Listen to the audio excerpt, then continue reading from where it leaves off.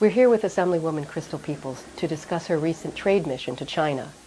Thank you so much, Assemblywoman, for being with us today.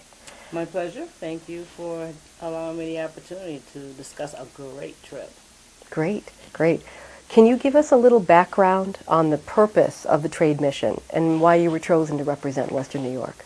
Well, actually, it's an organization called the Asian American Business Organization. It's set up in Wall Street in New York City. It is the vision of John Wong, who is the executive director of the agency, and he has been taking members of the state legislature to China for the last 6 years. It was the brainchild of both John Wong and Senate Minority Leader Senator Malcolm Smith. We'd like to see some Chinese investment in America. You know, because most of the things that we buy are from China, why not a distribution center in Buffalo? I mean, it's perfectly located. We're right at the Canadian border. We're right on the waterway. There's excellent rail systems already in place.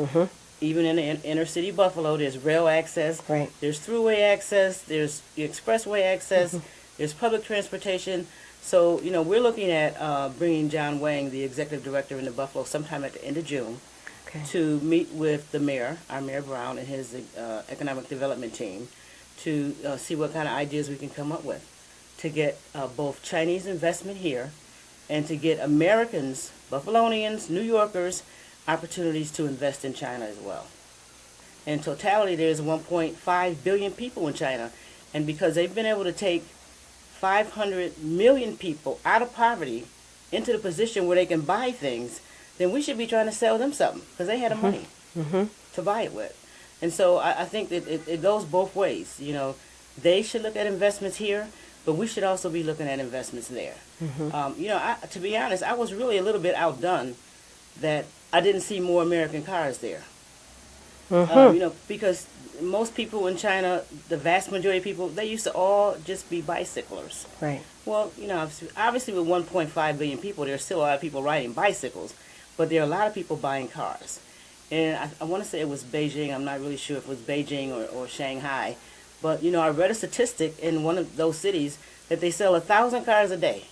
That's a lot of cars. That's a lot of cars. And if everybody's buying a car, why is not General Motors marketing to that market? I think it's a mistake. And cutting our jobs here. Absolutely. This particular interview was something that the Corner had wanted to do because we know that the impact, the time spent on an interview and getting the word out about your trip and the impact it had on you and also your office and your abilities to network. And we know, because of your office, that this will translate into something for Buffalo. You know, I really trust that it will. Two things that I'll say before we end here. One is that since then I've been asked by John Wang to become an advisor, to join the advisory board for the New York Center in China, which means and he wants to do this big gala reception for that in Beijing in December. You know, I don't know if I'll be going back that quickly, but you know, I think I am going to agree to serve on that board because I think they do need to hear the perspective from one, from a woman, and two, from an African American. Yes. So I'm definitely going to do that. And then the other thing is that, you know, for every American dollar in China is worth 7. So American money is valued there. Unlike in other parts of our world. Unlike in other parts of the world. So, you know, things that, you know, they may tell you it costs $160 is really only 40 or 30. And so I think the shopping there is great.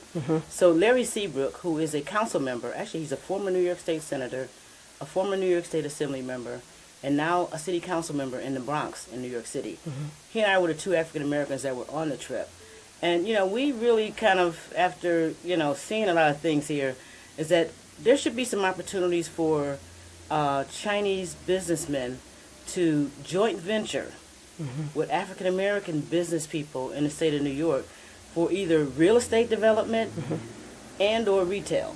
And the other thing that he and I talked extensively about, and I hope that we are able to at some point one day work this out, where African Americans who are in the business of retail sales take a trip to China.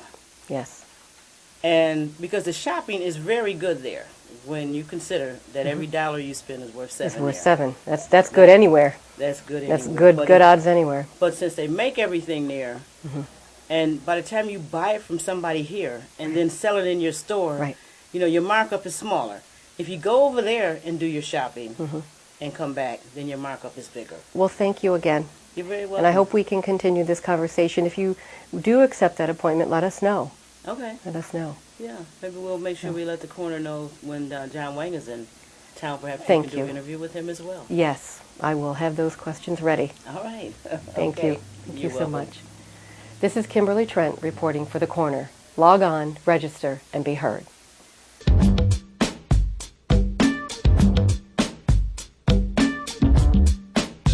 Wants to love.